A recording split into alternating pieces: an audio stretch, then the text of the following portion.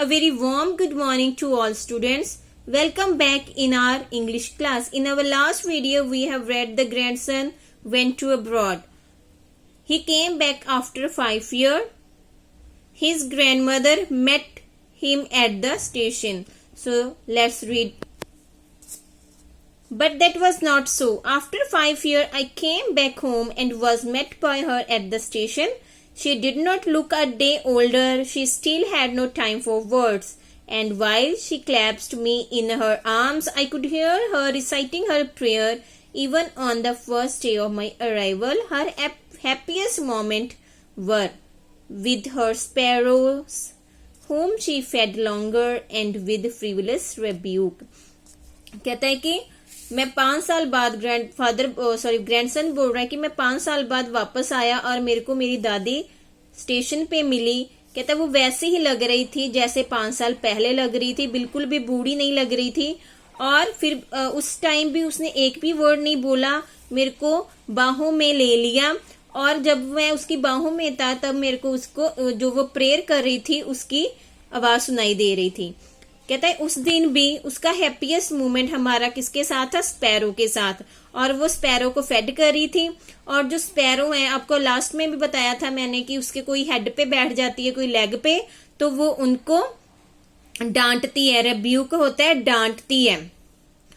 Frivolous rebuke means the grandmother would scold the sparrow lovingly when they sat on her shoulder. जब वो उसके shoulder पे head पे बैठती हैं तो उनको प्यार से डांटती है, मीन्स उनको उड़ाती है. So in the evening a change came over her. She did not pray. She collected the women of the neighborhood, got an old drum and started to sing. कहता है इवनिंग को दादी में एक चेंज दिखाई देता है. उसने प्रे नहीं की, वो वीमन को कलेक्ट कर लेती है आस पड़ोस की, तो और एक ओल्ड ड्रम ले लेती है और उसको बीट करती है और सिंग करना स्टार्ट कर देती है. For several hours she thumbed the sagging skins of the dilapidated drum and sang of the homecoming of warriors. Warriors means योद्धा जो कि बहादुरी के काम करते हैं. The meaning of this line is the grandmother जो वो ड्रम बीट कर रही थी उसकी कंडीशन अच्छी नहीं होती है, मतलब कंडीशन उसकी काफी खराब होती है और वो उसी को बीट करती रहती है. And saying of the home coming of the warrior, और जो वॉरियर है उनके बारे में सेंग करती है. वी हैड टू परस्यूड होता है उनको मनाना. Her to stop to avoid over straining, कि इतना स्ट्रेस ना ले, सिंग करना बंद कर दे. That was the first time since I had known her that she did not pray. कहता है लाइफ में मैंने फर्स्ट टाइम देखा कि उसने प्रे नहीं की. The next morning she was taken ill. अगले दिन वो बीमार हो जाती है. It was a mild fever, ये उसको फीवर हो जाता. And the doctor told us that it would go. और डॉक्टर कहता है कोई नहीं, एक दिन में चला जाएगा, फीवर हट जाएगा. But my grand mother thought differently. But उसकी जो ग्रैंड मदर है डिफरेंट सोचती है और वो सोचती है कि उसका एंड होने वाला है, नजदीकी है उसका and. She told us that her and was near. She said that since only a few hours before the close of the last chapter of her life she had omitted to pray. कहता है कि जब उसका last time आने वाला होता है, last घंटों में वो omitted करती है प्रे करने के लिए. omitted to pray. She was not going to waste her more time talking to us. वो उनके साथ अपना टाइम बोलने में वेस्ट नहीं करना चाहती. We protested, मतलब हम मना करते हैं उसको कि हम तो उसके साथ ही टाइम स्पेंड करेंगे. But she ignored our protest. But वो उनकी बात की तरफ ध्यान नहीं देती है.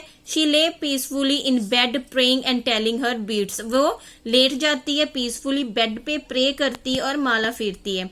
Even before we could suspect her lips stopped moving and the rosary fell from her lifeless finger. कहता जो माला, मतलब जो मनके वाली माला उसने पकड़ी होती है वो भी गिर जाती है, मतलब कि उसकी डेथ हो जाती है.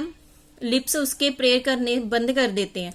अ peaceful pallor spread on her face and we knew that she was dead. कि उसका फेस येलो हो जाता है और हमें पता चल जाता है कि शी वॉज डेड.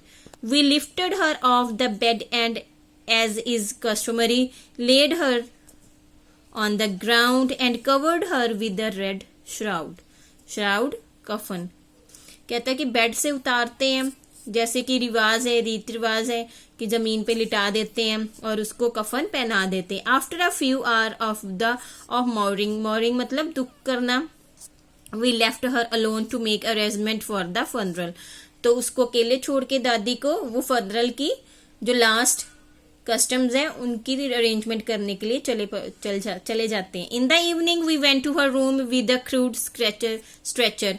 फिर वो स्ट्रेचर लेकर उसके रूम में शाम को पहुंचते हैं. To take her to the cremated के लिए लेके जाने के लिए. The sun was setting, sun डूब रहा होता है. And had lit her room and verandas with the blaze of golden light. फिर वो रोशनी कर देते हैं, सन डूब रहा होता है, अंधेरा हो चुका है तो रूम को लिट कर देते हैं. We stopped half way in the courtyard.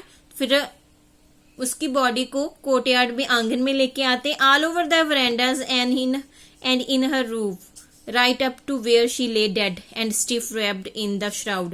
Thousands of sparrows sat scattered on the floor. कहता है कि जहां पे वो लिटाई गई होती है वरांडा में, आसपास में थाउजेंड्स ऑफ जो स्पैरो हैं जिनको उसने फीड किया होता है वो फ्लोर पे आके बैठ जाती हैं. और देयर वॉज नो चर्पिंग, मतलब उन पक्षियों की, चिड़ियों की आवाज भी नहीं आ रही होती है. We felt sorry for the birds and my mother fetch some bread for them. कहता हमें सॉरी फील हुआ उन पक्षियों के लिए और मेरी मदर ने उनके लिए ब्रेड लेके आई. She broke it into little crumbs. फिर उसको छोटे छोटे पीसेस में लाइक ग्रैंड मदर देती है, स्मॉल पीसेस कर देती है जैसे कि उसकी ग्रैंड मदर करती थी. एंड थ्रू इट देम, और उनकी तरफ फेंक देती है.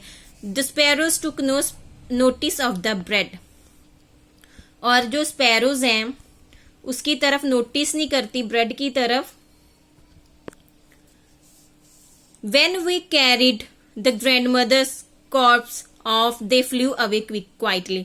जब उसकी बॉडी को लेके वो चले जाते हैं तो वो जो चिड़िया हैं, जो स्पैरो हैं, वो उड़ जाती हैं. Next morning the sweeper swept the bread crumbs into the dustbin. मतलब कि देख लो कितनी इमोशनली, बर्ड्स भी इमोशनली होते हैं. उनको पता है कि जो उनको इनका प्यार, इतना प्यार करती थी, उनको फूड देती थी, उसकी डेथ हो चुकी है तो वो क्रम्स की तरफ भी ध्यान नहीं देती और सुबह वो वहीं के वहीं पड़े रह जाते हैं. और सुबह जो स्वीपर है, काम करने वाली है, उसको डस्टबिन में डाल देती है.